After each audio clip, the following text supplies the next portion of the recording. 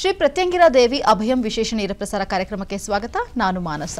ಶ್ರೀ ಪ್ರತ್ಯಂಗಿರಾ ದೇವಿ ಮಹಾಸಂಸ್ಥಾನದ ಸಂಸ್ಥಾಪಕರು, ಶ್ರೀ ಚಕ್ರ ಔಪಾಸಕರು ಹಾಗೂ ಧರ್ಮದರ್ಶಿಗಳಾಗಿರುವಂತಹ ಬ್ರಹ್ಮಶ್ರೀ ಡಾಕ್ಟರ್ ಶ್ರೀ ಸುಪ್ರೀತ್ ಗುರುಜಿ ಅವರು ಇವತ್ತು ನಮ್ಮ ಜೊತೆ ಇದ್ದಾರೆ. ಬನ್ನಿ ಅವ್ರನ್ನ ಕಾರ್ಯಕ್ರಮಕ್ಕೆ ಸ್ವಾಗತಿಸೋಣ. ನಮಸ್ತೆ ಗುರುಜಿ, ಕಾರ್ಯಕ್ರಮಕ್ಕೆ ಸ್ವಾಗತ. ನಮಸ್ತೆ. ಇನ್ನು 25ನೇ ತಾರೀಕು ವೀಕ್ಷಕರೇ ಹುಣ್ಣಿಮೆ ಇದೆ. ಹುಣ್ಣಿಮೆ ದಿವಸ ಮಹಾಪ್ರತ್ಯಂಗಿರಾ ಹೋಮವನ್ನು ಮಾಡಲಾಗುತ್ತೆ. ಹೊಣಮೆಣಸಿನಕಾಯಿ ಮಹಾಪ್ರತ್ಯಂಗಿರಾ ಹೋಮ. ಈ ಹೋಮಕ್ಕೆ ನೀವು ಕೂಡ ಹೆಸರನ್ನ ನೋಂದಾಯಿಸ್ಕೋಬಹುದು. ನಿಮ್ಮ ಟಿವಿ ಸ್ಕ್ರೀನ್ ಮೇಲೆ ಡಿಸ್ಪ್ಲೇ ಆಗ್ತಿರುವಂತಹ ನಂಬರ್ಗೆ ಕರೆ ಮಾಡಿ ನಿಮ್ಮ ಹೆಸರನ್ನ ನೋಂದಾಯಿಸ್ಕೊಳ್ಳಿ. ಇವತ್ತು ನಾವು ಮಾತನಾಡ್ತಿರುವಂತಹ ಟಾಪಿಕ್ ವಿಚಾರ ಅಂತಂದ್ರೆ ನಿಮ್ಮ ಮನೆಗಳಲ್ಲಿ ಯಾವ ವಸ್ತುಗಳಿಂದ ನಿಮಗೆ ಪಾಸಿಟಿವ್ ಅಥವಾ ನೆಗೆಟಿವ್ ಎನರ್ಜಿ ಉಂಟಾಗುತ್ತೆ ಅನ್ನುವುದರ ಕುರಿತಾಗಿ ಇವತ್ತು ಗುರುಜಿ ಅವರೊಂದಿಗೆ ಮಾತನಾಡ್ತಾ ಇದ್ದೀವಿ. ಇನ್ನು ಗುರುಜಿ, ಮನೆಗಳಲ್ಲಿ ಸಾಕಷ್ಟು ವಸ್ತುಗಳನ್ನ ನಾವು ನೋಡ್ತೀವಿ. ಅದರಿಂದ ಯಾವುದು ಪಾಸಿಟಿವ್ ಎನರ್ಜಿ ಉಂಟಾಗುತ್ತೆ, ಯಾವುದು ನೆಗೆಟಿವ್ ಎನರ್ಜಿ ಉಂಟಾಗುತ್ತೆ ಅನ್ನೋದ್ರ ಬಗ್ಗೆ ಗಮನ ಕೂಡ ಇರೋದಿಲ್ಲ. ಸಾಕಷ್ಟು ಮಂದಿಗೆ ಸುಮ್ಮನೆ ತಂದು ಇಟ್ಕೊಂಡು ಬಿಡ್ತಾರೆ. ಫಾರ್ ಎಕ್ಸಾಂಪಲ್, ವಿಗ್ರಹಗಳಾಗಿರಬಹುದು, ದೊಡ್ಡ ದೊಡ್ಡ ವಿಗ್ರಹ ಆಗಿರಬಹುದು, ಅದ್ರ ಬಗ್ಗೆ ನಾಲೆಡ್ಜ್ ಕೂಡ ಜನರಿಗೆ ಇರೋದಿಲ್ಲ. ಸೊ ಸುಮ್ಮನೆ ತಂದಿಟ್ಕೊಂಡು ಪೂಜೆ ಮಾಡ್ತಾ ಇರ್ತಾರೆ. ಇದರಿಂದಾಗಿ ಸಾಕಷ್ಟು ಅವಘಡಗಳು ಸಂಭವಿಸುವಂತಹ ಚಾನ್ಸಸ್ ಕೂಡ ಇರುತ್ತೆ. ಗುರುಜಿ, ಇದ್ರ ಬಗ್ಗೆ ಹೇಳೋದಾದ್ರೆ. ಜಯ ಪ್ರತ್ಯಂಗಿರಾ ದೇವಿ ಎಂಬ ಸಮಸ್ತ ವೀಕ್ಷಕ ಬಾಂಧವರಿಗೆ ಮಹಾಪ್ರತ್ಯಂಗಿರಾ ದೇವಿ ಸನ್ನಿಧಾನಕ್ಕೆ ಸ್ವಾಗತ, ಸುಸ್ವಾಗತ. ವಸ್ತುಗಳು ಅಂತ ಬಂದಾಗ ಅದೇನಾಗತ್ತೆ ಅಂದರೆ ನಮ್ಮ ಜೊತೆಗೆ ಅದೂ ಕೂಡ ಜೀವನ ಸಾಗಿಸ್ತಾ ಇರುತ್ತೆ. ಏನು, ನಾವು ಹೇಗೆ ಇವತ್ತು ಜೀವನ ಸಾಗಿಸ್ತಾ ಇದ್ದೀವೋ ಆದರೆ ನಿರ್ಜೀವಿ ಆಗಿದ್ದರೂ ಕೂಡ ಅದರಲ್ಲಿ ಏನೋ ಒಂದು ಶಕ್ತಿ ಚೈತನ್ಯ ಇರುತ್ತೆ. ಅದು ನಮ್ಮ ಜೊತೆಗೆ ಅದೂ ಎಷ್ಟೋ ವರ್ಷದಿಂದ ಇದ್ದೋಗುತ್ತೆ. ಹೀಗೆ ಫಾರ್ ಎಕ್ಸಾಂಪಲ್ ಟಿ ವಿ ತಂದಿಟ್ಟಿರ್ತಾರೆ, 3-4 ವರ್ಷದಿಂದ ನಮ್ಮ ಮನೇಲೇ ಇರುತ್ತೆ. ಫ್ರಿಜ್ಜು 3-4 ವರ್ಷದಿಂದ ನಮ್ಮ ಮನೇಲೇ ಇರುತ್ತೆ. ಒಂದು ನಾಯಿ, ಆ ನಾಯಿ ಒಂದು 5-6 ವರ್ಷದಿಂದ ನಮ್ಮ ಮನೇಲೇ ಇರುತ್ತೆ. ಹೌದಾ? ಅಂದರೆ ಅದು ಪ್ರತ್ಯಕ್ಷವಾಗಿ ಇಲ್ಲ ಪರೋಕ್ಷವಾಗಿ ನಮ್ಮ ಜೀವನದ, ನಮ್ಮ ಕುಟುಂಬದ ಒಂದು ಅವಿಭಾಜ್ಯ ಅಂಗವಾಗಿ ಅದು ಕೂಡ ಮುಂದೆ ಮುಂದೆ ಸಾಗ್ತಾ ಹೋಗುತ್ತೆ. ಹೇಗೆ ಒಂದು ಉದಾಹರಣೆ ಅನ್ನೋ ಪ್ರಶ್ನೆಗೆ, ತುಂಬ ಸುಗಂಧ ಭರಿತವಾಗಿರುವಂಥ ವಸ್ತು ತಂದು ಇಟ್ಟಾಗ ಆ ಪರಿಸರ ಹೇಗೆ ಸುಗಂಧ ಭರಿತವಾಗಿಯೇ ಇರುತ್ತೋ, ಒಂದು ಹೂ ತಂದು ಇಡ್ತಾರೆ, ಫ್ರೆಶ್ ಆಗಿರುವಂತಹ ಮಲ್ಲಿಗೆ ಹೂವು, ಅದು ತಂದು ನೀವು ಆ ಒಂದು ಟೇಬಲ್ ಮೇಲೆ ಇಟ್ಟಾಗ ಆ ರೂಮ್ ಪೂರ್ತಿ ಮಲ್ಲಿಗೆ ಹೂವಿನ ಸುಗಂಧದ ವಾಸನೆ ತುಂಬುತ್ತೆ. ಆದರೆ ಆ ವಾಸನೆ ಕಣ್ಣಿಗೆ ಕಾಣಲ್ಲ, ಕೈಗೆ ಸಿಗಲ್ಲ. ಅದೇ ನೀವು ಅದನ್ನು ಫೀಲ್ ಮಾಡಬಹುದು. ಹಾಗೆ ಏನೋ ದುರ್ನಾತ ಬೀರುವಂಥ ಒಂದು ಕೆಟ್ಟ ಕೊಳತಂತಹ ಒಂದು ಏನೋ ವಸ್ತು ತಂದು ಇಟ್ಟರೆ ಅದನ್ನು ನೀವು ನೋಡಕ್ಕೂ ಆಗಲ್ಲ, ಇಲ್ಲ ಮುಟ್ಟಕ್ಕೂ ಆಗಲ್ಲ, ಅದು ಫೀಲ್ ಮಾಡಬಹುದು. ಅದೇ ಪಾಸಿಟಿವ್ ಮತ್ತು ನೆಗೆಟಿವ್ ಅಂತ ಒಂದು ಎಕ್ಸಾಂಪಲ್ ನಿಮಗೆ ಹೇಳೋದು. ಹೇಗೆ ನೀವು ಒಂದು ಮಲ್ಲಿಗೆ ಹೂವು ಫ್ರೆಶ್ ಆಗಿರೋಂಥ ಹೂವದಲ್ಲಿ ಆ ವಾಸನೆಯನ್ನು ಫೀಲ್ ಮಾಡಿ ಅದರಲ್ಲಿ ಏನೋ ಒಂದು ಥರ ಪಾಸಿಟಿವ್ ಮತ್ತು ಏನೋ ಒಂಥರ ಆನಂದವನ್ನು ನೀವು ಪಡಿಬೋದು, ಕಣ್ಣಿಗೆ ಕಾಣದೆ ಕೈಗೆ ಸಿಗದೆ. ಅದೇ ರೀತಿ ಕೊಳತು ನಾರ್ತಾ ಇರೋಂತಹ, ಅದು ನಾರ್ತಾ ಇದೆ, ಅದು ಕೆಟ್ಟೋಗಿದೆ ಅಂತ ನಿಮಗೆ ಮುಟ್ಟಿದ್ರೂ ಗೊತ್ತಾಗಲ್ಲ, ಇಲ್ಲ ಕೈಗೂ ಸಿಗಲ್ಲ, ಕಣ್ಣಿಗೂ ಕಾಣಲ್ಲ. ಆ ವಾಸನೆಯಲ್ಲೇ ನೀವು ಒಂಥರ ಹೇಗೆ ನೀವು ಕಣ್ಣು ಹಿಡ್ಕೊತೀರೋ, ಇಲ್ಲೇನೋ ಇದೆ ಕಣ್ರಿ, ಏನೋ ದೂರದಲ್ಲಿ ಇಲಿಗಿಲಿ ಸತ್ತೋಗಿದೆಯೇನೋ ಅಂತಾರೆ, ಇಲ್ಲ ನಾಯಿ ಸತ್ತೋಗಿದೆಯೇನೋ, ಇಲ್ಲ ಏನೋ ಮನೆಯಲ್ಲಿ ಕೆಟ್ಟ ವಾಸನೆ ಏನೋ ಆಗೋಗಿದೆ ಅಂತ ನಿಮಗೆ ಹೇಗೆ ವಾಸನೆಯಲ್ಲೇ ನೀವು ಕಣ್ಣು ಹಿಡ್ಕೊತೀರೋ, ಹಾಗೆ ಈ ಪಾಸಿಟಿವ್ ನೆಗೆಟಿವ್ಸು ಕಣ್ಣಿಗೆ ಕಾಣದೆ ಕೈಗೆ ಸಿಗದೆ ಆ ಒಂದು ಪ್ರಭಾವವನ್ನು ಬೀರ್ತಾ ಇರುತ್ತೆ. ಆ ಪ್ರಭಾವ ಅಂದರೆ ಏನು, ಅದರಲ್ಲಿರುವಂಥ ಒಂದು ವೈಬ್ರೇಷನ್ ಬೀಳ್ತಾ ಇರುತ್ತೆ ಆ ಜಾಗದಲ್ಲಿ. ಅದಕ್ಕೋಸ್ಕರವಾಗಿ ಮನೇಲಿ ಎಲ್ಲರೂ ಫಸ್ಟ್ ಮಾಡಬೇಕಾಗಿರೋದೇನು, ಯಾವ ವಸ್ತು ಇಟ್ಕೊಂಡ್ರೆ ಒಳ್ಳೆಯದು, ಯಾವ ವಸ್ತು ಇಟ್ಕೊಂಡ್ರೆ ಸಮಂಜಸ ಅಲ್ಲ ಅಂತ. ಅಯ್ಯೋ ಗುರುಜಿ, ನಾವೇನು ಮಾಡೋಣ, ಫಸ್ಟು ಇವರನ್ನೇ ಫಸ್ಟ್ ಮನೆಯಿಂದ ಆಚೆ ಕೊಡಬೇಕು ಅಂತಾರೆ. ಯಾರನ್ನ? ಗಂಡನ್ನ. ಈ ವ್ಯಕ್ತಿ ಕಡೆಯಿಂದನೇ ನಂಗೆ ಸಿಕ್ಕಾಬಿಟ್ಟೆ ಟೆನ್ಷನ್ನು ಅಂತ ಹೇಳುವಂಥವ್ರು ಎಷ್ಟೋ ಜನ ಇದ್ದಾರೆ. ಅಂದರೆ ಏನಪ್ಪ ಅಂದರೆ, ತುಂಬ ಜನ ಏನು ಹೇಳ್ತಾರೆ, ಕಷ್ಟ ಜೀವನ, ದುಡಿತಾರೆ, ಯಜಮಾನರು ಸರಿ ಇರಲ್ಲ, ಅವರೇನೋ ಗಾರ್ಮೆಂಟ್ಸಿಗೆ ಹೋಗ್ತಾರೆ, ಕಷ್ಟಪಡ್ತಾರೆ, ಎಲ್ಲ ಮಾಡ್ತಾರೆ, ಮನೆ ಕಷ್ಟ ಎಷ್ಟೋ ಜನ ಅರ್ಥನೇ ಮಾಡ್ಕೊಳ್ಳಲ್ಲ ಗಂಡು ಮಕ್ಕಳು. ಆ ಥರ ಕೆಲವೊಬ್ಬರು ಜೀವನ. ಇನ್ನು ಕೆಲವೊಬ್ರು ಜೀವನ ಎಲ್ಲ ಚೆನ್ನಾಗಿದೆಯೋ ಗುರುಜಿ, ಅದೇ ಮನಸ್ಸಿಗೆ ಶಾಂತಿ ಇಲ್ಲ, ಮತ್ತು ಮನೆ ಇದೆ, ಕಾರಿದೆ, ಸೈಟ್ ಇದೆ, ಎಲ್ಲ ಇದೆ, ಆದರೆ ನಮಗೆ ಮನಃಶಾಂತಿ ಇಲ್ಲ, ನೆಮ್ಮದಿ ಇಲ್ಲ, ಆರೋಗ್ಯ ಇಲ್ಲ ಅನ್ನೋರು ಒಂದು ಕಡೆ. ಇನ್ನೊಂದು ಕಡೆ, ಅಯ್ಯೋ ಊಟ ತಿಂಡಿಗೂ ಕಷ್ಟ ಗುರುಜಿ, ಮಕ್ಕಳಿಗೆ ಒಂಥರ ನಾನು ಓದಿಸೋದು ಕಷ್ಟ, ಫೀಸ್ ಕಟ್ಟೋದು ಕಷ್ಟ, ಮನೆ ಬಾಡಿಗೆ ಕಟ್ಟೋದು ಕಷ್ಟ ಅನ್ನೋದು ಇನ್ನೊಂದು ಕಡೆ. ಇನ್ನೊಂದು ಕಡೆ ಎಲ್ಲ ಚೆನ್ನಾಗಿದ್ದೀವಿ ಗುರುಜಿ, ಏನು ಮಾಡೋಣ, ಆದರೆ ಅವರೊಂದು ಕಡೆ ಇದ್ದೀವಿ, ನಾವೊಂದು ಕಡೆ ಇದ್ದೀವಿ, ನಮಗೂ ಅವ್ರಿಗೂ ಆಗದೇ ಇಲ್ಲ, ಮಕ್ಕ ನೋಡೇ 2-3 ವರ್ಷ ಆಗೋಯ್ತು ಅಂತಾರೆ, ಇಲ್ಲ ಮಕ್ಕಳು ಬಿಟ್ಟು ಹೋಗಿದ್ದಾರೆ ಅಂತಾರೆ, ಮಕ್ಕಳು ದೂರ ಆಗ್ಬಿಟ್ಟಿದ್ದಾರೆ ಅಂತಾರೆ. ಹಂಗೆ ಮನುಷ್ಯ ಜೀವನ ಅನ್ನೋದು ಒಬ್ಬೊಬ್ಬರಿಗೆ ಒಂದೊಂದು ರೀತಿಯ ಸಮಸ್ಯೆ, ಹಿಂಸೆಗಳು ಯಾರಿಗೂ ತಪ್ಪಿದ್ದಲ್ಲ. ಆದರೆ ಪರಿಹಾರವನ್ನು ಮಾಡಿಕೊಂಡೋದೇ ಆ ಜೀವನದ ಕಾಲಚಕ್ರ ಅಂತ. ಈ ಸಮಸ್ಯೆ ಬಂದಿದೆ, ಈ ಸಮಸ್ಯೆಯಿಂದ ಪರಿಹಾರ ಮಾಡಿಕೊಂಡು ನಾವು ಮುಂದೆ ಸಾಗಬೇಕು, ಅದೇ ಜೀವನ. ಹೀಗಿದ್ದಾಗ ಕೆಲವೊಂದು ಮನೇಲಿ ಇಟ್ಟರೆ ಒಳ್ಳೇದಾಗತ್ತಂತೆ, ಕೆಲವೊಂದು ಇಟ್ಟರೆ ಕೆಟ್ಟದ್ದಾಗತ್ತಂತೆ ಅನ್ನೋದು ಆಡುಭಾಷೆಯಲ್ಲಿ. 2-3 ವಿಚಾರಗಳು ಹೇಳ್ತಾ ಬರ್ತೀನಿ, ಎಲ್ಲರೂ ಅರ್ಥ ಮಾಡ್ಕೊತ ಹೋಗಿ ನಿಮ್ಮ ಮನೇಲಿ ಏನೇನಿದೆ ಏನೇನಿಲ್ಲ ಅಂತ. ಮುಂಚೆ ಎಲ್ಲ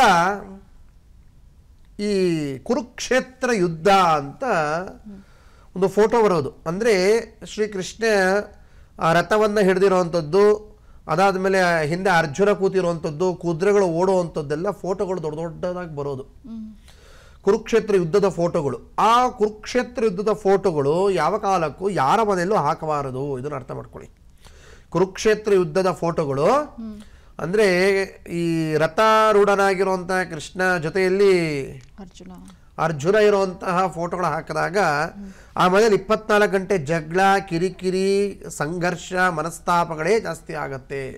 ಸಣ್ಣ ಪುಟ್ಟ ವಿಚಾರಕ್ಕೂ ಆ ಮನೇಲಿ ಜಗಳಗಳು ತಾರಕಕ್ಕೆ ಏರುತ್ತೆ. ಅದಕ್ಕೋಸ್ಕರವಾಗಿ ಇಂಥ ಒಂದು ಕುರುಕ್ಷೇತ್ರ ಯುದ್ಧದ ಚಿಹ್ನೆ ಇರುವಂತಹ ಫೋಟೋಗಳನ್ನು, ಚಿತ್ರಪಟಗಳನ್ನು ಯಾವ ಕಾಲಕ್ಕೂ ಮನೆಗಳಲ್ಲಿ ಇಡಬಾರದು. ಅದನ್ನೆಲ್ಲ ನೀವು ಕೆಲವೊಂದರ ಸಣ್ಣ ಸೂಕ್ಷ್ಮ ವಿಚಾರಗಳನ್ನ ಅರ್ಥ ಮಾಡ್ಕೊತ ಹೋದಾಗ ಒಳ್ಳೇದಾಗೋದಕ್ಕೆ ದಾರಿ ಆಗುತ್ತೆ. ಕೆಲವೊಬ್ರು ಏನಪ್ಪ ಅಂದ್ರೆ ಎಲ್ಲೆಲ್ಲೋ ಹೋಗಿ ಎಷ್ಟು ದೊಡ್ಡ ದೊಡ್ಡ ಹೋಮ ಪೂಜೆ ಮಾಡಿಸ್ಬರ್ತಾರೆ, ಅದೇ ಮನೇಲೇ ಸಮಸ್ಯೆ ಇರುತ್ತೆ. ಇದನ್ನು ಪರಿಹಾರ ಮಾಡಿದ್ರೆ ನೀವು ಎಲ್ಲೋ ಹೋಗಿ ಏನೋ ಮಾಡಿ ಬಂದರೂ ಪ್ರಯೋಜನ ಇಲ್ಲ.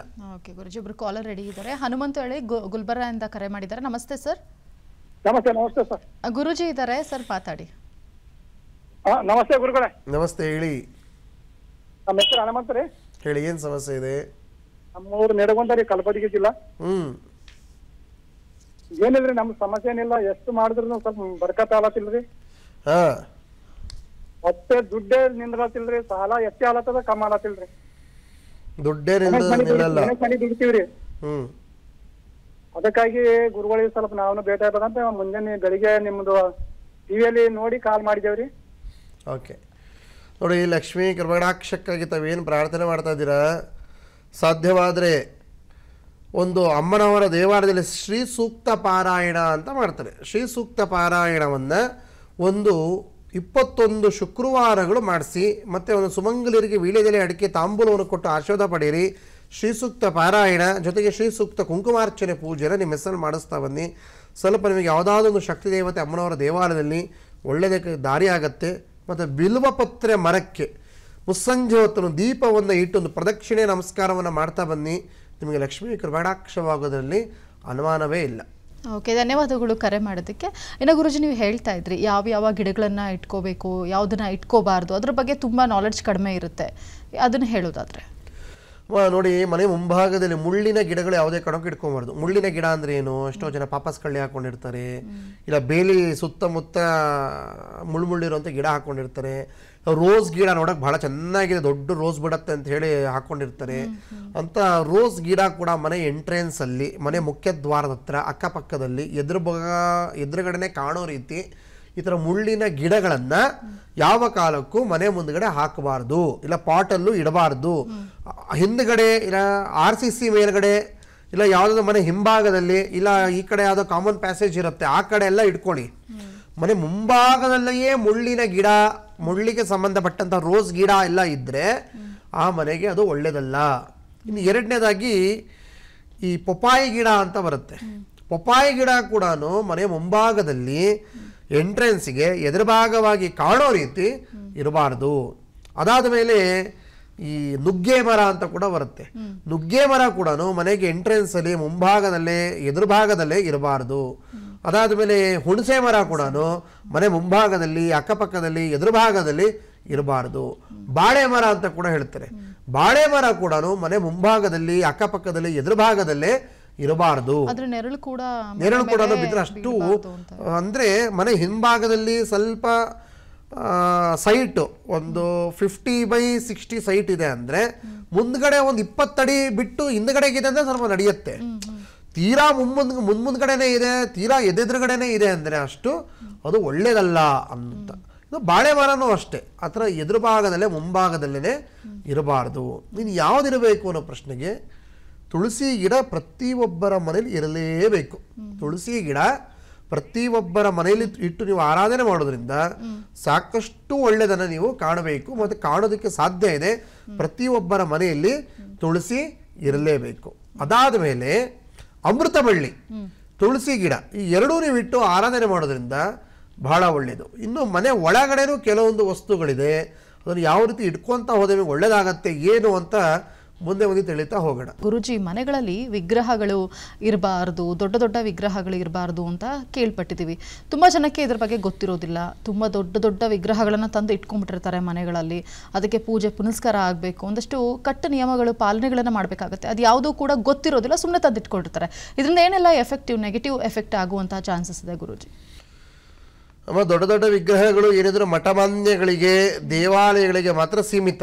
ಸಂಸಾರಸ್ಥರ ಮನೆಗಳಲ್ಲಿ ನೋಡಿ ಎಲ್ಲ ಥರ ವಿಚಾರಗಳು ನಡೆಯುತ್ತೆ. ಅಂದರೆ ಯಾರೋ ಫ್ರೆಂಡ್ಸ್ ಬಂದಿರ್ತಾರೆ, ಅವರು ಮುಟ್ಟಾಗಿರ್ತಾರೋ, ಮಳಿಗೆ ಆಗಿರ್ತಾರೆ ಗೊತ್ತಿಲ್ಲ, ಮನೇಲಿ ನಾನ್ ವೆಜ್ ತಿನ್ನೋ ಅಂಥವ್ರು ಇರ್ತಾರೆ, ಸ್ನಾನ ಮಾಡದೇ ಓಡಾಡ್ತಾ ಇರ್ತಾರೆ, ನೈವೇದ್ಯ ಮಾಡಲ್ಲ, ಮಂತ್ರಜ್ಞಾನ ಇಲ್ಲ, ಮಡಿ ಆಚಾರ ವಿಚಾರಗಳು ಅನ್ನೋದು ಇರೋದೇ ಇಲ್ಲ.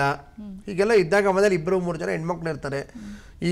ಇವ್ರು ಮುಟ್ಟಾಗಿದ್ದಾರೆ, ಇವ್ರದ್ದು ಸರಿ ಹೋಯ್ತಿರೋದ್ರಲ್ಲಿ ಇನ್ನೊಬ್ಬರು ಮುಟ್ಟಾಗ್ತಾರೆ, ಇನ್ನೊಬ್ಬರಿಂದ 3-4 ಜನ ಅಕ್ಕ ತಂಗಿರು ಇರ್ತಾರೆ, ಅಣ್ಣ ತಮ್ಮಂದಿರ್ತಾರೆ, ಓರೋರ್ಗಿತ್ತಿರು ಇರ್ತಾರೆ. ಈಗೆಲ್ಲ ಇದ್ದಾಗ ಮನೇಲಿ ಹೆಣ್ಮಕ್ಳ ಸಂಖ್ಯೆ ಜಾಸ್ತಿ ಇದೆ ಅಂದಾಗ ಆ ಮನೇಲಿ ಮತ್ತೆ ನಾವೆಲ್ಲ ತಿನ್ನೋರು ಉಣ್ಣೋರು ಎಲ್ಲ ಥರ ನಾವು ನಾನ್ ವೆಜ್ ಮಾಡ್ತೀವಿ ಅಂತಾರೆ. ಈಗೆಲ್ಲ ಇದ್ದಾಗ ನೀವು ದೊಡ್ಡ ದೊಡ್ಡ ವಿಗ್ರಹಗಳನ್ನು ಯಾವುದೇ ಕಾರಣಕ್ಕೂ ಮನೆಗಳಲ್ಲಿ ಇಟ್ಕೊಬಾರ್ದು. ಒಂದು ಮುಷ್ಟಿ ಗಾತ್ರದೊಳಗಿರುವಂತಹ ವಿಗ್ರಹಗಳಿಗೆ ಮಾತ್ರ ನೀವು ಮನೇಲಿ ಇಟ್ಟು ಪೂಜೆ ಪುರಸ್ಕಾರಗಳನ್ನ ಮಾಡಬೇಕು. ಅದಕ್ಕಿಂತ ದೊಡ್ಡದಾಗಿ ವಿಗ್ರಹಗಳಿದೆ ಅಂದರೆ ನೀವು ತಗೊಂಡೋಗಿ ಯಾವುದೋ ದೇವಸ್ಥಾನಕ್ಕೆ ಕೊಟ್ಟುಬಿಡಬೇಕು ಅದನ್ನು. ಇತ್ತೀಚಿನ ಕಾಲಘಟ್ಟದಲ್ಲಿ ಏನಾಗೋಗಿದೆ, ಈ ಸಾಯಿಬಾಬಾ ಅವರ ವಿಗ್ರಹ ಇಟ್ಕೊಳ್ಳುವಂಥ ಒಂದು ವಿಚಿತ್ರವಾಗಿರುವಂಥ ಮನೋಭಾವ ಪ್ರಾರಂಭಗೊಂಡಿದೆ. ಶಿರಡಿ ಸಾಯಿನಾಥರು, ಅಯ್ಯೋ ಅವರಿಗೆ ಮಡಿ ಇಲ್ಲ, ಅವರಿಗೆ ಇದಿಲ್ಲ, ಒಂದು ಬಿಸ್ಕೆಟ್ ಇಟ್ಬಿಟ್ರೆ ಸಾಕು, ಒಂದು ಕೇಕ್ ಇಟ್ಬಿಟ್ಟು ನಮಸ್ಕಾರ ಮಾಡ್ಕೊಂಡ್ರೆ ಸಾಕು, ಒಂದು ಸ್ವೀಟ್ ಇಟ್ಬಿಟ್ರೆ ಸಾಕು, ಏನೋ ಒಂದು ಸ್ವೀಟ್ ಬಾಕ್ಸ್ ತಂದು ಇಟ್ಟು ಪೂಜೆ ಮಾಡಿಬಿಟ್ಟು ಶ್ರೀ ಸಾಯಿರಾಮ್ ಅಂದ ತಕ್ಷಣ ಅವರ ಆಶೀರ್ವಾದ ಮಾಡಿಬಿಡ್ತಾರೆ. ಬಿಸ್ಕೆಟ್ ಪ್ಯಾಕೆಟ್ಗಳೆಲ್ಲ ಇಟ್ಟು ಪೂಜೆ ಮಾಡುವಂಥ ಪರಿಕಲ್ಪನೆಗಳು ಬಂದಿದೆ. ಸಾಯಿನಾಥರಿಗೆ ಅದೆಲ್ಲ ಯಾವ್ದು ಇದೆಯೋ ಇಲ್ಲೋ ಗೊತ್ತಿಲ್ಲ, ನಮಗೂ ಗೊತ್ತಿಲ್ಲ, ನಿಮಗೂ ಗೊತ್ತಿಲ್ಲ. ಆದರೆ ನೀವು ಅದು ಮಾಡೋದು ಅಷ್ಟು ಸಮಂಜಸವಲ್ಲ. ಸಾಕ್ಷಾತ್ ದತ್ತಾಂಶ ಸಂಭೂತರಾಗಿ ಬಂದಂತಹ ಅವಧೂತ ಪರಂಪರೆಯಲ್ಲಿ ಬಂದಂಥವ್ರಿಗೆ ಅಪಚಾರ ಮಾಡೋದು ಸಮಂಜಸವಲ್ಲ. ಅಂದರೆ ಅದನ್ನ ಇಟ್ಕೊಳ್ಳೋದೇ ಒಂದು ದೊಡ್ಡ ಅದನ್ನ ಎಷ್ಟೋ ಜನ ಭಕ್ತಿಪೂರ್ವಕವಾಗಿ ಇಟ್ಕೊತಾರೆ.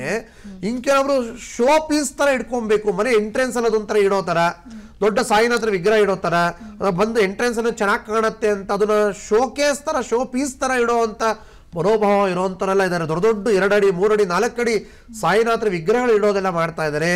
ಅದೆಲ್ಲ ದಯವಿಟ್ಟು ಯಾರು ಕೂಡ ಮಾಡೋದು ಅಷ್ಟು ಸಮಂಜಸವಲ್ಲ. ಏನು ನೀವು ಪೂಜೆ ಮಾಡ್ತೀರಾ, ಒಂದು ಭಕ್ತಿ ಶ್ರದ್ಧೆಯಿಂದ ಒಂದು ಸಣ್ಣ ಪ್ರಮಾಣದಲ್ಲಿ ಇರಲಿ. ಒಂದು ದೇವರ ಮನೆ ಅಂತ ನಿಮ್ದು ಏನಿದೆ, ದೇವರ ಮನೆಯೇ ಇರಬೇಕು ಅಂತೇನಿಲ್ಲ. ದೇವ್ರ ಗೂಡು ಇಲ್ಲ ದೇವರಿಗಂತೇನು ಫೋಟೋ ಇಟ್ಟು ನೀವು ಮನೆಯಲ್ಲಿ ಯಥಾಭಕ್ತಿ ಶಕ್ತಿ ಪೂಜೆ ಮಾಡ್ತೀರಾ, ಅಲ್ಲಿ ಒಂದು ನಿಷ್ಕಲ್ಮಶ ಭಕ್ತಿಯಿಂದ ಪೂಜೆ ಮಾಡಿ ಹೊರತು ಆಡಂಬರಕ್ಕಾಗಿ ಇದನ್ನೆಲ್ಲ ಬಳಸೋದು ಸಮಂಜಸವಲ್ಲ. ಇನ್ನು ಎಷ್ಟೋ ಜನ ನೋಡಿ ದೊಡ್ಡ ದೊಡ್ಡ ಲೈಟಿಂಗ್ಸ್ ಹಾಕಿರೋಂಥ ಫೋಟೋಗಳು ಏನೇನೋ 108 ಥರದೆಲ್ಲ ಮಾಡಿಟ್ಟಿರ್ತಾರೆ. ಅದೆಲ್ಲ ನೀವು ಆಡಂಬರಕ್ಕಾಗಿ ದೇವರುಗಳನ್ನು ಬಳಸೋದು ತಪ್ಪಾಗತ್ತೆ, ಅದು ಅಪಚಾರ ಮಾಡಿರೋ ರೀತಿ ಆಗತ್ತೆ. ಆಮೇಲೆ ಎಷ್ಟೋ ಜನ ಕಳಶ ಇಡ್ತಾರೆ, ಏನು ಅಂಗಡಿ ವ್ಯಾಪಾರ ವ್ಯವಹಾರ ಸ್ಥಳಗಳೆಲ್ಲ ಕಳಶ ಇಟ್ಟಿರ್ತಾರೆ, ಹೋಟೆಲ್ನಲ್ಲಿ ಕಳಶ ಇಟ್ಟಿರ್ತಾರೆ, ಅದು ಚಿನ್ನಾಭರಣದ ಅಂಗಡಿ ಕಳಶ ಇಟ್ಟಿರ್ತಾರೆ. ಅದನ್ನೆಲ್ಲ ವ್ಯಾಪಾರ ವ್ಯವಹಾರದ ಸ್ಥಳಗಳಲ್ಲಿ ಪ್ರತಿನಿತ್ಯ ಕಳಶ ಇಡಲೇಬಾರ್ದು. ನೀವೇನಾದ್ರು ಅಂಗಡಿ ಪೂಜೆ ಮಾಡ್ತಿದ್ದೀರಾ, ವರಮಹಾಲಕ್ಷ್ಮಿನ ಇವತ್ತಿನ ಅಂಗಡಿ ಲಕ್ಷ್ಮಿ ಕೂರಿಸಿದ್ದೀರಾ, ಇವತ್ತೇನೋ ದೀಪಾವಳಿ ಅಮಾವಾಸ್ಯೆನ ಅವತ್ತು ಒಂದು ದಿನ ಮಾತ್ರ ಕಳಶ ಇಟ್ಟು ಪೂಜೆ ಮಾಡಿ ವಿಸರ್ಜನೆ ಮಾಡಿಬಿಡ್ಬೇಕೆ ಹೊರತು ವ್ಯಾಪಾರ ವ್ಯವಹಾರ ಸ್ಥಳಗಳಲ್ಲಿ ಕಳಶ ಇಟ್ಟರೆ ಅವ್ರು ಚಪ್ಪಲಿ ಹಾಕೊಂಡು ಬಂದಿರ್ತಾರೋ, ನಾನ್ ವೆಜ್ ತಿನ್ಕೊಂಡು ಬಂದಿರ್ತಾರೋ, ಎಲ್ಲೋಗಿರ್ತಾರೋ, ಅವ್ರಿಗೆಲ್ಲ ಆ ರೀತಿ ಬರಬೇಡಿ ಅಂತ ಹೇಳಲಿಕ್ಕಾಗಲ್ಲ. ಅದಕ್ಕೆ ಪ್ರತಿನಿತ್ಯ ಡೈಲಿ ಕಳಶ ಸ್ಥಾಪನೆ ವ್ಯವಹಾರದ ಸ್ಥಳಗಳಲ್ಲಿ ಮಾಡೋದು ಸಮಂಜಸವಲ್ಲ. ಓಕೆ ಗುರುಜಿ, ಮತ್ತೊಬ್ರು ಕಾಲರ್ ರೆಡಿ ಇದ್ದಾರೆ. ಹನುಮಂತಪ್ಪ ಅಂತ ಹೇಳಿ ಕರೆ ಮಾಡಿದ್ದಾರೆ. ನಮಸ್ತೆ ಸರ್. ನಮಸ್ತೆ ಮೇಡಮ್. ಗುರುಜಿ ಇದ್ದಾರೆ ಸರ್, ಮಾತಾಡಿ. ನಮಸ್ತೆ ಗುರುಜಿ. ನಮಸ್ತೆ, ಹೇಳಿ. ನಾ ಹನುಮಂತಪ್ಪ ಅಂತ ಸರ್ ಮಾತಾಡೋದು ಗುರುಜಿ. ನಾ ಸುಮಾರು ಒಂದು 10-12 ವರ್ಷ ಆಯ್ತು ನಾ ಈ ಎಲ್ಲಾ ಕಡೆ ನಾ ಹೋಗಿದ್ದೀನಿ. ಈ ಮಾಟ ಮಂತ್ರ ಅಂತಕ್ಕಂಥದ್ದು ನನಗೆ ಬಹಳ ಕಾಡ್ತಾ ಇದೆ ಗುರುಜಿ. ಈ ನಾ ಇಂತಲ್ಲಿ ಹೋಗಿಲ್ಲ, ಇಂತಲ್ಲಿ ಬಂದಿಲ್ಲ ಅನ್ಕೊಂಡು ಬಹಳ ನೊಂದು ಬಿಟ್ಟಿದ್ದೀನಿ ನಾನು. ಆಮೇಲೆ ಎಲ್ಲಾ ಕಡೆ ಹೋಗಿದ್ದೀನಿ, ಎಲ್ಲೂ ಪರಿಹಾರ ಸಿಗ್ತಾ ಇಲ್ಲ ನನಗೆ. ಏನ್ ತಮ್ಮ ಹೆಸರು? ನಮ್ಮ ಹೆಸರು ಹನುಮಂತಪ್ಪ ಅಂತ. ಯಾವ ಮಾತಾಡ್ತಾ ಇದ್ದೀರಾ? ನಮ್ ಸೊರಬದಿಂದ. ಸೊರಬ? ಹೌದೌದು, ಹೇಳಿ. ಅದಕ್ಕೆ ನಿಮ್ಮ ಹತ್ರ ನೋಡಿದೆ ನಿಮ್ ಕಾರ್ಯಕ್ರಮ. ಅದಕ್ಕೆ ಎಲ್ಲಾ ಕಡೆ ಎಲ್ಲೂ ಏನು ಪರಿಹಾರ ಸಿಗ್ತಾ, ನಿಮ್ಮಲ್ಲಿ ಏನಾದ್ರು ಪರಿಹಾರ ಸಿಗ್ಬೋದು ಅನ್ಕೊಂಡು ಫೋನ್ ಮಾಡಿದೆ ಗುರುಜಿ. ಓಕೆ, ನೀವು ಬಹಳ ಒಳ್ಳೆ ಪ್ರಶ್ನೆ ಕೇಳಿದ್ದೀರಾ. ನೀವು ಇವತ್ತು ಏನು ಈ ಮಾತನ್ನು ಹೇಳಿದಿರೋ ಅದೇ ಮಾತನ್ನು ಪ್ರತಿಯೊಬ್ಬ ಭಕ್ತರು ಕೂಡ 100ಕ್ಕೆ ಒಂದು 95% ಜನ ಶಿವಮೊಗ್ಗ ಪ್ರತ್ಯಂಗರ ದೇವಿ ಸನ್ನಿಧಾನಕ್ಕೆ ಬಂದಂಥವರ ಬಾಯಲ್ಲಿ ನೀವು ಕೇಳ್ಬೋದು. ಎಲ್ಲ ಕಡೆ ಹೋಗಿ ಈ ಮಾಠಮಂತ್ರದಿಂದ ಸಿಕ್ಕಾಕೊಂಡು ಪರಿಹಾರ ಕಾಣದೇ ನಾನು ಇವತ್ತಿಲ್ಲಿ ಬಂದಿದ್ದೀನಿ, ಇದೇ ಲಾಸ್ಟ್ ದೇವಸ್ಥಾನ ಅಂತ ಕೈ ಎತ್ತುವಂಥವ್ರು ಎಷ್ಟೋ ಜನ ಇದ್ದಾರೆ. ಪ್ರತ್ಯಕ್ಷವಾಗಿ ಬಂದು ನೀವು ನೋಡಿಬೇಕಾದ್ರೆ ಆಯಿತಾ. ಯಾಕಂದರೆ ನೀವೆಲ್ಲ ಕಡೆ ತಿರುಗಿ ತಿರುಗಿ ತಿರುಗಿ ತಿರುಗಿ ತಿರುಗಿ ನಿಮ್ಮ ಕರ್ಮ ಕಳಿಬೇಕು, ನಿಮ್ಮ ಪಾಪದ ಸವಿಬೇಕು, ಆವಾಗ ಮಾತ್ರ ನೀವು ಪ್ರತ್ಯಂಗಾರ ದೇವತೆ ಬರೋದಕ್ಕೆ ಸಾಧ್ಯ. ಅಂಥ ಮಹಾಬ್ರಾಹ್ಮಣದಿಂದ, ರಾವಣದಿಂದ, ಶ್ರೀರಾಮಚಂದ್ರರಿಂದ, ಭರತನಾಗಿರೋಂಥ ವಿಶ್ವಾಮಿತ್ರರಿಂದಲೂ ಕೂಡ ಮಹಾಪ್ರತ್ಯಂಗರ ದೇವಿಯನ್ನು ಆರಾಧನೆ ಮಾಡೋದು ಕಷ್ಟ. ಅಂದರೆ ಅಷ್ಟೊಂದು ಆತ್ಮ ಮನಸ್ಸು ಎಲ್ಲ ಶುದ್ಧರಾಗಿ ಎಲ್ಲವನ್ನೂ ಸುತ್ತಿ ಸಾಕಾಗಿ ಶರಣಾಗತರ ಅನ್ನೋ ಒಂದು ಮನೋಭಾವ ನಿಮ್ಮಲ್ಲಿ ಬರಬೇಕು. ಅದು ಸುಮ್ಮನೆ ಬರಲ್ಲ. ಎಷ್ಟು ಗಂಧ ತೇಯತ್ತೋ ಎಷ್ಟು ಸವ್ಯತ್ತೋ ಅವಾಗಲೇ ಅದರಲ್ಲಿ ಅಷ್ಟು ಪರಿಮಳ ಬರೋದಕ್ಕೆ ಸಾಧ್ಯ. ಹಾಗೆ ಸುತ್ತಿ ಸುತ್ತಿ ಸುತ್ತಿ ಯಾನಿ ಕಾನಿಚ ಪಾಪಾನಿ ಜನ್ಮಾಂತೃತಾನಿ ಚ ತಾನೇ ತಾನೇ ಪಶ್ಚಂತೆ ಪ್ರದಕ್ಷಿಣೇತ ಪದೇ ಪದಂದರೆ ನೀವು ಎಷ್ಟು ದೇವಸ್ಥಾನ ಸುತ್ತಿದಿರೋ ಅಷ್ಟು ನಿಮ್ಮ ಕರ್ಮ ಕಳಿಯುತ್ತೆ. ಅಲ್ಲಿಗೋಗಿ ಒಳ್ಳೇದಾಯಿತು, ಇಲ್ಲಿಗೋಗಿ ಒಳ್ಳೇದಾಗಿಲ್ಲ ಅನ್ನೋದಲ್ಲ ಪ್ರಶ್ನೆ. ಅದಕ್ಕೇನಪ್ಪ ಅನ್ನೋ ಪ್ರಶ್ನೆಗೆ ಅಂತಿಮ ಉತ್ತರ 108 ಕಡೆ ತಿರುಗಿದ್ರೂ ಕೂಡ ಆ 108ನೇ ಅಂತಿಮವಾಗಿರೋ ಪೂರ್ಣ ಆಹುತಿ ಅಂತೀವಲ್ಲ, ಆ ಪೂರ್ಣ ಆಹುತಿಯೇ ಮಹಾಪ್ರತ್ಯಂಗರ ದೇವಿ ಸನ್ನಿಧಾನ. ನೀವು 1000 ಆಹುತಿ ಹಾಕಿ ಪೂರ್ಣವಾಗಲ್ಲ. ಆ ಪೂರ್ಣಾಹುತಿ ಅಂತ ನಾವು ಸಮರ್ಪಣೆ ಮಾಡಿದಾಗ ಮಾತ್ರ ಅದು ಪೂರ್ಣತೆ ಆಗುತ್ತೆ. ಹಾಗೆ ನೀವೆಲ್ಲ ಏನು ಸುತ್ತಿದ್ದೀರ ದೇವಾಲಯಗಳು, ಅದು ನಿಮ್ಮ ಕರ್ಮವನ್ನು ಕಳೆಯೋದಕ್ಕೆ, ನಿಮ್ಮ ಜ್ಞಾನವನ್ನು ವೃದ್ಧಿ ಮಾಡೋದಕ್ಕೆ, ಆ ಅಂತಿಮವಾಗಿ ಪೂರ್ಣ ಫಲ ಆ ಜಗನ್ಮಾತೆ ಸನ್ನಿಧಾನ, ಶಿವಮೊಗ್ಗ ಪ್ರತ್ಯಂಗರ ಸನ್ನಿಧಾನ. ನಮ್ಮಲ್ಲಿ ಬೇರೆ ಯಾವ ಟಾಪಿಕ್ಕೂ ಇಲ್ಲ. ಹೇಗೆ ನಿಮಗೆ ಡೆಂಟಿಸ್ಟ್ ಹತ್ರ ಬರೀ ಹಲ್ಲು ಮಾತ್ರ, ಐ ಸ್ಪೆಷಲಿಸ್ಟ್ ಹತ್ರ ಬರೀ ಕಣ್ಣು ಮಾತ್ರ, ಹಾಗೆ ನಮ್ಮಲ್ಲಿ ಬರೀ ಮಾಟಕೂಟ ಶತ್ರುಕಾಟ ವಾಮಾಚಾರಗಳ ದುಷ್ಟಶಕ್ತಿಗಳ ನಿವಾರಣೆಗೋಸ್ಕರವಾಗಿಯೇ ಮಹಾಪ್ರತ್ಯಂಗರ ತಾಯಿ ಅವತಾರ ಎತ್ತಿರೋದು. ಆ ಜಗನ್ಮಾತೆ ಸ್ಥಾಪನೆ ಆಗಿರೋದು ಶಿವಮೊಗ್ಗದಲ್ಲಿ, ಸೊರಬದಲ್ಲೇ ಹತ್ತಿರದಲ್ಲಿ ಇದ್ದೀರ. ನಮ್ಮದೇ ಶಿವಮೊಗ್ಗ ಡಿಸ್ಟಿಕ್ಕು. ಬಂದು ಜಗನ್ಮಾತೆ ಕ್ಷೇತ್ರಕ್ಕೆ ಮಹಾಯಾಗದಲ್ಲಿ ಭಾಗವಹಿಸಿ ಇಂಥ ಒಂದು ಮೆಣಸಿನಕಾಯಿ ಹೋಮ ನೀವೆಲ್ಲಾದರೂ ನೋಡಿದ್ರಾ? ಸಾಧ್ಯವೇ ಇಲ್ಲ. ಅದು ಶಿವಮೊಗ್ಗ ಸನ್ನಿಧಾನದಲ್ಲಿ ಮಾತ್ರ ಮಹಾಯಾಗದಲ್ಲಿ ಭಾಗವಹಿಸಿ ಆ ಜಗನ್ಮಾತೆಯಲ್ಲಿ ಪರಿಪರಿಯಾಗಿ ಪ್ರಾರ್ಥನೆ ಮಾಡಿ ನಿಮ್ಮ ಮನಸ್ಸಿಗೆ ಆ ತಾಯಿ ಶಾಂತಿ ಕೊಡಲಿ ಅಂತ ಪ್ರಾರ್ಥನೆ ಮಾಡ್ತೀನಿ. ಧನ್ಯವಾದಗಳು ಕರೆ ಮಾಡೋದಕ್ಕೆ. ಇನ್ನು ಗುರುಜಿ ನೀವು ಹೇಳ್ತಾ ಇದ್ರಿ ಮನೆಗಳಲ್ಲಿ ಕಳಸ ಇಡಬಹುದು, ಅಂಗಡಿಗಳಲ್ಲಿ ಮತ್ತು ಬೇರೆ ಕಡೆಗಳೆಲ್ಲ ಕಳಸ ಇಡಬಾರ್ದು ಅಂತ. ಹಾಗಾದರೆ ಮನೆಯಲ್ಲಿ ಕೇವಲ ಫೋಟೋಗಳನ್ನು ಇಟ್ಟು ಪೂಜೆ ಮಾಡಿದ್ರೆ ಸಾಕಾಗಲ್ವಾ? ಕಳಸ ಇಡಲೇಬೇಕಾ? ಜೊತೆಗೆ ಇನ್ನು ಅಂಗಡಿಗಳಲ್ಲಿ ಅಥವಾ ಶಾಪ್ಸ್ಗಳಲ್ಲಿ ನೀವು ಹೇಳ್ದ ಹಾಗೆ ಕಳಸ ಇಡಬಾರ್ದಾ? ಮನೆಗಳಲ್ಲಿ ಅವರವರ ಮನೆ ದೇವರ ಸಂಪ್ರದಾಯಕ್ಕೆ ಅನುಸಾರವಾಗಿ ದೇವರ ಗೂಡು ಅಂತ ಒಂದು ಇರುತ್ತಮ್ಮ, ಇಲ್ಲ ದೇವರ ಮನೆ ಅಂತ ಇರುತ್ತಮ್ಮ, ಇಲ್ಲ ಏನೊಂದು ಪೂಜಾ ಸ್ಥಳ ಅಂತ ಮಾಡಿರ್ತಾರೆ. ದೊಡ್ಡವರು ದೊಡ್ಡದಾಗಿ ಕಟ್ಟಿಸ್ಕೊಂಡಿರ್ತಾರೆ, ಸಣ್ಣವರು ಸಣ್ಣದ್ರಲ್ಲೇ ಏನೋ ಮಾಡ್ಕೊಂತಾರೆ, ಅವರ ಶಕ್ತಿ ಅವರ ಭಕ್ತಿ ಅನುಸಾರ ಮಾಡಿರ್ತಾರೆ. ಅಲ್ಲಿ ಇಟ್ಟು ಪೂಜೆ ಪುರಸ್ಕಾರ ಮಾಡೋದಕ್ಕೂ ಈ ವ್ಯಾಪಾರ ವ್ಯವಹಾರದ ಸ್ಥಳಗಳಲ್ಲಿ ಕಳಶ ಇಟ್ಟು ಪೂಜೆ ಪುರಸ್ಕಾರ ಮಾಡೋದಕ್ಕೂ ಬಹಳ ವ್ಯತ್ಯಾಸ ಇದೆ. ಅದಕ್ಕೋಸ್ಕರವಾಗಿ ಅಕಸ್ಮಾತ್ ಅವ್ರ ಮನೆ ದೇವರು ಸೌದತ್ತಿ ಎಲ್ಲಮ್ಮ ಒಂದು ಕಳಶ ಒಂದು ಮುಖವಾಡ ಇಟ್ಟಿರ್ತಾರೆ, ಬಾದಾಮಿ ಬನಶಂಕರಿ ಒಂದು ಕಳಶ ಒಂದು ಏನೋ ಮುಖವಾಡ ಇಟ್ಟಿರ್ತಾರೆ, ಯಾವುದೋ ಅಂತರಘಟ್ಟಮ್ಮ ಒಂದು ಚೌಡಮ್ಮ ಒಂದು ಎಲ್ಲಮ್ಮ ಮಾರಮ್ಮ ಅಂತೆಲ್ಲ ಇರುತ್ತೆ. ಆ ದೇವರಿಗೆ ಅನುಸಾರವಾಗಿ ಒಂದು ಕಳಶ ಇಟ್ಟು ನಿಮ್ಮನೇಲಿ ಪದ್ಧತಿ ಇದೆ, ನಾನು ನಮ್ಮ ತಾಯಿ ನಮ್ಮ ತಂದೆ ನಮ್ಮಪ್ಪ ನಮ್ಮ ಅತ್ತೆ ಮಾವಂದ್ರ ಕಾಲದಿಂದನೂ ಮಾಡ್ಕೊಂಡು ಬಂದಿದ್ದೀವಿ, ಈಗಲೂ ನಾವು ಮಾಡ್ಕೊಂಡು ಹೋಗ್ತೀವಿ ಅನ್ನೋದಾದರೆ ಮಾತ್ರ ಮಾಡಬೇಕು. ಇವ್ರ ಮನೆಗೆ ಹೋಗಿದ್ವಿ, ಭಾಳ ಚೆನ್ನಾಗಿ ಇಟ್ಟಿದ್ರು, ನಾವು ಒಂದು ಇಡೋಣ ಅಂತ ಇಡೋ ಹಾಗಿಲ್ಲ. ಈಗ ಎಲ್ಲೋ ಒಂದು ಕಡೆ ಹೋಗ್ತಾರಮ್ಮ, ಏನೋ ನೋಡ್ತಾರೆ, ಅಯ್ಯೋ ಇದು ನಾನು ಮಾಡಿದೆ ನನಗೆ ಒಳ್ಳೇದಾಯ್ತು ನೀನು ಮಾಡು ಅಂತ ಹೇಳ್ತಾರೆ. ಆ ರೀತಿ ಮಾಡೋ ಹಾಗಿಲ್ಲ. ಈ ಮಾತ್ರೆ ನುಂಗಿದ್ರೆ ಅವನಿಗೆ ವಾಸಿ ಆಗಿರ್ಬೋದು, ಅವನಿಗಿರೋ ಕಾಯಿಲೆನೇ ಬೇರೆ. ಅಂದರೆ ನಿಮ್ಮ ಅರ್ಥದಲ್ಲೇನೋ ಅದು ತಲೆನೋವೇ ಇದು ತಲೆನೋವೇ ಅಂತ. ತಲೆನೋವಲ್ಲಿ 100 ಅಂತರ ಇದೆ. ಅವನಿಗೆ ಬ್ರೈನ್ ಟ್ಯೂಮರೇ ಆಗೋಗಿದ್ಯೋ, ಇಲ್ಲ ಸೈನಸ್ ಆಗೋಗಿದ್ಯೋ, ಫೋರೆಡೆಕ್ ತಲೆನೋವಿದ್ಯೋ, ಜ್ವರ ಅಂತ ಬಂದರೆ 108 ಥರ ಜ್ವರ ಇದೆ. ಈ ಜ್ವರದ ಮಾತ್ರ ಆ ಜ್ವರಕ್ಕಾಗಬೇಕು, ಆ ಜ್ವರದ ಮಾತ್ರ ಈ ಜ್ವರಕ್ಕಾಗಬೇಕು ಅಂತ ಏನಿಲ್ಲ. ಅಂದರೆ ಅವರ ದೇಹ ಪ್ರಕೃತಿಯೇ ಬೇರೆ, ಇವರ ದೇಹ ಪ್ರಕೃತಿಯೇ ಬೇರೆ ಇರುತ್ತೆ. ಎಲ್ಲ ಮಾತ್ರ ಎಲ್ಲರೂ ನುಂಗಕ್ಕಾಗಲ್ಲ. ಹಾಗೆ ಅದಕ್ಕೆ ಡಾಕ್ಟರ್ ಕನ್ಸಲ್ಟೇಷನ್ ಮಾಡಿ ಅಂತಾರೆ. ಹಾಗೆ ಇವ್ರಿಗೆ ಒಳ್ಳೇದಾಯ್ತು ಇವ್ರಿಗೇನೋ ಚೆನ್ನಾಗಾಯ್ತು ಅಂತ ಹೇಳಿ ಅದು ನೀವು ಮಾಡಕ್ಕೆ ಹೋದ್ರೆ ಅದು ಅವನ ಕರ್ಮಾನುಫಲಕ್ಕೆ ಅವನ ದೇಹ ಪ್ರಕೃತಿಗೆ ಅದು ಒಳ್ಳೇದಾಗಿರುತ್ತೆ. ಅದು ನೀವು ಮಾಡಕ್ಕೆ ಹೋದ್ರೆ ನಿಮಗೆ ಸೈಡ್ ಎಫೆಕ್ಟ್ ಆಗುತ್ತೆ. ಅದಕ್ಕೆ ಅವರೆಲ್ಲೋ ಹೋದ್ರು, ಅಲ್ಲೇನೋ ನೋಡಿದ್ರು, ಅಲ್ಲೇನೋ ಚೆನ್ನಾಗಿ ಅನ್ನಿಸ್ತು ಅಂತ ತೊಗೊಂಬಂದು ನಾವು ನಮ್ಮಲ್ಲಿ ಇಟ್ಕೊಂಡು ಮಾಡ್ತೀವಿ ಅಂದರೆ ಮತ್ತೆ ನಿಮಗೆ ಸೈಡ್ ಎಫೆಕ್ಟ್ ಆಗುತ್ತೆ. ಇದೆಲ್ಲ ನೀವು ಪ್ರಾರಂಭ ಮಾಡಬೇಕು ಅಂದರೆ ಸೂಕ್ತವಾಗಿರುವಂಥ ಯಾರಾದರೂ ಒಬ್ಬರು ದೈವಜ್ಞರಲ್ಲಿ ಗುರುಗಳಲ್ಲಿ ಇಲ್ಲ ಯಾರಾದರೂ ಆಚಾರ ವಿಚಾರ ಅರಿತುಕೊಂಡಂಥವ್ರು. ಸುಮ್ಮನೆ ನೋಡಿ ಎಲ್ಬೋರ್ಡ್ಗಳೆಲ್ಲ ದೊಡ್ಡ ದೊಡ್ಡ ಕತೆ ಹೇಳ್ತಾರೆ, ಆ ಥರದ್ದೆಲ್ಲ ಇಲ್ಲ. ನಿಜವಾಗ್ಲೂ ಅವರಿನ ಸಾಧನೆ ಒಂದು ಸಿದ್ಧಿ, ಅವರು ಕೆಲವೊಂದು ಜೀವನದಲ್ಲಿ ಆಚಾರ ಅನುಷ್ಠಾನ ಪಾಲಿಸ್ಕೊಂಡು ಇಲ್ಲ ಬೆಳಗ್ಗೆ ಸಾಯಂಕಾಲ 2 ಸ್ನಾನ ಮಾಡ್ತಕ್ಕಂಥ ಸಂಧ್ಯಾ ವಂದನೆ ಮಾಡ್ತಾರೆ, ಗಾಯತ್ರಿ ಜಪ ಮಾಡ್ತಾರೆ, ತುಂಬ ಧರ್ಮಕರ್ಮ ಮಾಡ್ತಾರೆ, ತುಂಬ ಒಳ್ಳೆ ಗುರುಗಳು ಅಂಥವರಲ್ಲಿ ನೀವು ಹೋಗಿ ಕೇಳಿ ಸ್ವಾಮಿ ನಾವು ಹಿಂಗೆ ಮಾಡಬೇಕು ಅಂತಿದ್ದೀವಿ, ಮಾಡಿದ್ರೆ ನಾವು ಒಳ್ಳೇದಾಗತ್ತಾ ಅಂತ ನೀವು ಕೇಳಿ ಅದನ್ನು ಅರ್ಥ ಮಾಡಿಕೊಂಡು ಮಾಡೋದ್ರಲ್ಲಿ ಅರ್ಥ ಇದೆ. ಅದ್ರಲ್ಲಿ ನಿಮಗೇನು ಕಳ್ಕೊಳ್ಳೋ ಅಂಥದ್ದೇನಿಲ್ಲ. ಅವ್ರು ಏನೊಂದು ಮಾತು ಹೇಳಿದ ತಕ್ಷಣ ನಿಮಗೆ ತುಂಬ ದುಡ್ಡು ಕೊಡಿ ಅಂತ ಅವ್ರು ಏನು ಕೇಳಲ್ಲ. ಅದು ಅರ್ಥಕೊಂಡು ಮಾಡಬೇಕೇ ಹೊರತು ಏನೂ ಗೊತ್ತಿರಲ್ಲ, ಏನೇನೋ ಅವ್ರು ಏನೋ ಹೇಳಿದ್ರು, ಇವ್ರೇನು ಹೇಳಿದ್ರು, ಪಕ್ಕದ ಮನೆಯವ್ರು ಹೇಳಿದ್ರು, ಅಲ್ಲಿ ಯಾರೋ ಊರಲ್ಲಿ ಹೇಳಿದ್ರು ಅಂತ ನೀವು ಏನೇನೋ ತಂದು ಮನೇಲಿ ಇಟ್ಕೊಂಡು ಸ್ಟಾರ್ಟ್ ಮಾಡಿಬಿಟ್ರೆ 108 ಅದಕ್ಕೆ ನಿಮಗೆ ದೋಷಗಳೇ ಸಮಸ್ಯೆಗಳೇ ಜಾಸ್ತಿ ಆಗುತ್ತೆ ಹೊರತು ಫಲ ಸಿಗೋದೇ ಇಲ್ಲ. ಇನ್ನು ಲಾಸ್ಟ್ ಏನಪ್ಪ ಅಂದರೆ ಕೆಲವೊಬ್ರು ಏನು ಮಾಡ್ತಾರೆ, ಈ ಮನೆ ಬಾಗಿಲ ಮೇಲೆ 108 ತೆಂಗಿನಕಾಯಿ ಕಟ್ಟಿರ್ತಾರೆ. ಒಂದು ದೇವ್ರದ್ದು ತೆಂಗಿನಕಾಯಿ ಅಂತೆ, ಒಂದು ಕಟ್ಲೆ ಅಂತೆ, ಈಶಾನ್ಯ ದಿಕ್ಕ ಒಂದು ಕಟ್ಟು ಅಂತಾರೆ, ಈ ಮೂಲೆಗೆ ಇನ್ನೊಂದು ಕಟ್ಟಿರ್ತಾರೆ, ಮನೆ ಹಿಂಭಾಗದಲ್ಲಿ ಇನ್ನೊಂದು ಕಟ್ಟಿರ್ತಾರೆ, ಒಂದೇನೋ ಮಡಕೆಯಲ್ಲಿ ಹಾಕಿ ಕಟ್ಟಿರ್ತಾರೆ, ಇನ್ನೊಂದೇನೋ ಎಲ್ಲ ದಾರ ಹಾಕಿ ಸುತ್ತಿ ಸುತ್ತಿ ಸುತ್ತಿ ಸುತ್ತಿ ಸುತ್ತಿ ಅದೊಂದು ಇನ್ನೊಂದು ಏನೋ ಒಂದು ಕಟ್ಟಿರ್ತಾರೆ, ಒಂದು ಹಸಿರು ಕಲರ್ ಕಟ್ಟಿರ್ತಾರೆ, ಕೆಂಪು ಕಲರ್ ಕಟ್ಟಿರ್ತಾರೆ, ಹಳದಿ ಕಲರ್ ಬಟ್ಟೆ ಒಂದು ಕಟ್ಟಿರ್ತಾರೆ. ನೋಡಿರ್ಬೋದು ನೀವು.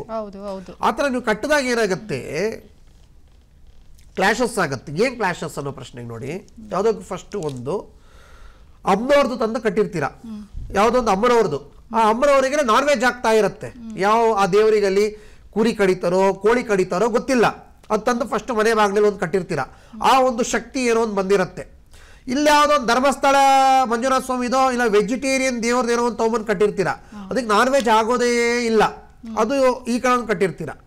ಇನ್ನೊಂದು ಯಾರೋ ಒಬ್ಬ ಮುಸ್ಲಿಮ್ಸ್ ಇಂದ ಮತ್ತೆ ಏನೋ ಒಂದು ಹಸಿರು ಕಡೆ ಏನೇನೋ ತೊಗೊಂಬಂದು ಕಟ್ಟಿರ್ತೀರ.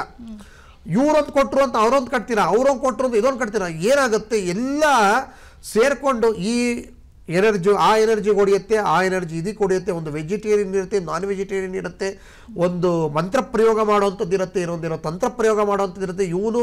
ಇವನಿಗೆ ಗೊತ್ತಿರೋ ವಿದ್ಯೆಯಲ್ಲಿ ಏನೋ ರೆಡಿ ಮಾಡಿ ಕೊಟ್ಟಿರ್ತಾನೆ, ಅವನಿಗೆ ಗೊತ್ತಿರೋ ವಿದ್ಯೆಯಲ್ಲಿ ರೆಡಿ ಮಾಡಿ ಇನ್ನೊಂದೇನೋ ಕೊಟ್ಟಿರ್ತಾನೆ, ಒಬ್ಬೊಬ್ಬ ಒಂದೊಂದು ರೆಡಿ ಮಾಡಿ ಕೊಟ್ಟಿರ್ತಾನೆ. ಅದೆಲ್ಲ ತೊಗೊಂಬಂದು ನೀವು ನಿಮ್ಮನೆ ಬಾಗಿಲಲ್ಲಿ ಕಟ್ಟಿಬಿಟ್ರೆ 2-3 ಜನ ಡಾಕ್ಟರ್ಗಳ ಹತ್ರ ಇಂಜೆಕ್ಷನ್ಸ್ ತೊಗೊಂಡ್ರೆ ಏನಾಗ್ತಾನೆ ಒಬ್ಬ ಪೇಷಂಟು ಅಂದರೆ, ಇವ್ರು ಕೊಡೋ ಮಾತ್ರೆನೂ ನುಂಗು, ಅವ್ನು ಕೊಡೋ ಮಾತ್ರೆನೂ ನುಂಗು, ಅವ್ರ ಹತ್ರ ಇಂಜೆಕ್ಷನ್ ತಗೋ, ಇವ್ರ ಹತ್ರ ಇಂಜೆಕ್ಷನ್ ತಗೋ ಅಂತ ಹೇಳಿದ್ರೆ, ಅಂದರೆ ಒಂದಕ್ಕೊಂದು ಕ್ಲಾಶಸ್ ಆಗಿದ್ದು ಅದು ಸೈಡ್ ಎಫೆಕ್ಟ್ಸ್ ಆಗಲ್ಲ.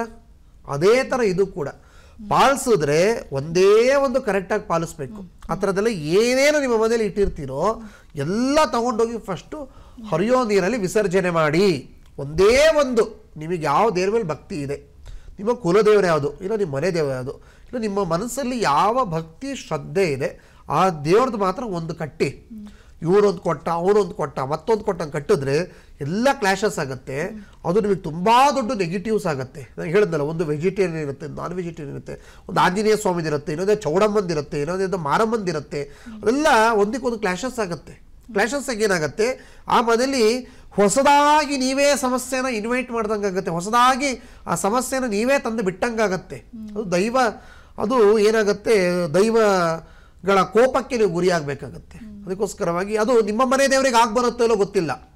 ಈಗ ನಿಮ್ಮ ಮನೆ ದೇವರೇನು ತುಂಬ ಸಾತ್ವಿಕವಾಗಿರುವಂತಹ ದೇವರಾಗಿರುತ್ತೆ, ಅದ್ಯಾವುದೋ ಉಗ್ರವಾಗಿರೋ ದೇವರಾಗಿರುತ್ತೆ. ಅದಕ್ಕೆ ನಿಮ್ಮನೆ ದೇವರಿಗೆ ಅದು ಬರುತ್ತೋ ಇಲ್ಲೋ ಗೊತ್ತಿಲ್ಲ. ಅದು ಅವ್ರು ಕೊಟ್ಟರು, ಇದು ಕೊಟ್ಟರು, ಇನ್ನೊಂದು ಕೊಟ್ಟರು, ಮತ್ತೊಂದು ತಂತಂತಂತ ನಿಮ್ಮ ಮನೇಲಿ ಇಡೋದ್ರಿಂದ 108 ಸಮಸ್ಯೆಗಳು ಎದುರಾಗತ್ತೆ ಅನ್ನೋದನ್ನು ನೀವು ಅರ್ಥ ಮಾಡಿಕೊಂಡು ಗುರೂಜಿ ಏನು ಹೇಳ್ತಾರೆ ಸ್ವಲ್ಪ ತಲೆಗೆ ಹಾಕ್ಕೊಳ್ಳಿ. ನೀವೆಲ್ಲ ಸಮಸ್ಯೆಗಳಿಗೂ ಅಲ್ಲೇ ಉತ್ತರ ಸಿಗುತ್ತೆ. ಮುಂದೆ ಬರುವಂತಹ 25ನೇ ತಾರೀಕು ಹುಣ್ಣಿಮೆ ದಿವಸ ಪೌರ್ಣಿಮೆಯಲ್ಲಿ ಶಿವಮೊಗ್ಗ ಪ್ರತ್ಯಂಗರ ಸನ್ನಿಧಾನದಲ್ಲಿ ಮೆಣಸಿನಕಾಯಿ ಮಹಾಯಜ್ಞ ನಡೀತಾ ಇದೆ. ನಿಮಗೆ ಕಾಣುವಂಥ ಫೋನ್ ನಂಬರಿಗೆ ಕಾಂಟ್ಯಾಕ್ಟ್ ಮಾಡಿ ಆ ಹೆಸರುಗಳನ್ನು ನೋಂದಾಯಿಸಿ. ಓಕೆ ಗುರುಜಿ, ಕಾರ್ಯಕ್ರಮದಲ್ಲಿ ಸಾಕಷ್ಟು ವಿಚಾರಗಳನ್ನು ತಿಳಿಸ್ಕೊಟ್ರಿ, ಧನ್ಯವಾದಗಳು ಕಾರ್ಯಕ್ರಮಕ್ಕೆ ಬಂದಿದ್ದಕ್ಕೆ. ಇನ್ನು ವೀಕ್ಷಕರೇ, 25ನೇ ತಾರೀಕು ಹುಣ್ಣಿಮೆಯೊಂದು ಒಣಮೆಣಸಿನಕಾಯಿ ಮಹಾಯಾಗ ಇರುತ್ತೆ. ನಿಮ್ಮ ಸ್ಕ್ರೀನ್ ಮೇಲೆ ಡಿಸ್ಪ್ಲೇ ಆಗ್ತಿರುವಂತಹ ನಂಬರ್ಗೆ ಕರೆ ಮಾಡಿ ನಿಮ್ಮ ಹೆಸರನ್ನು ನೋಂದಾಯಿಸ್ಕೋಬಹುದು, ನಿಮ್ಮ ಸಮಸ್ಯೆಗಳಿಗೆ ಪರಿಹಾರ ಸಿಗುತ್ತೆ ಅಂತ ಹೇಳ್ತಾ ಈ ಕಾರ್ಯಕ್ರಮವನ್ನು ಇಲ್ಲಿಗೆ ಎಂಡ್ ಮಾಡ್ತಾ ಇದ್ದೀನಿ. ಅನುಕ್ಷಣದ ಸುದ್ದಿಗಾಗಿ ನೋಡ್ತಾ ಇರಿ ವಿಸ್ತಾರ ನ್ಯೂಸ್, ಇದು ನಿಖರ ಜನಪರ.